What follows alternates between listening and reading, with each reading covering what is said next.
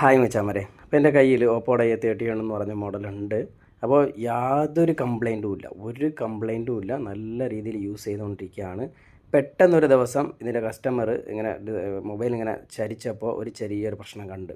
ഇത് ഈ കസ്റ്റമറിന് മാത്രമല്ല, ഒരുപാട് പേർക്ക് വരുന്നതാണ്. ഞാനിപ്പോൾ അതാ കാണിച്ചു തരാം. കണ്ടോ, ഡിസ്പ്ലേ ഫുള്ളും എല്ലാ സൈഡിലും ഗം ഇളകിയിട്ടുണ്ട്. ഒരു സ്ഥലത്തും പിടുത്തമില്ല കേട്ടോ, എല്ലാ സ്ഥലത്തും ഇളകിയിട്ടുണ്ട്.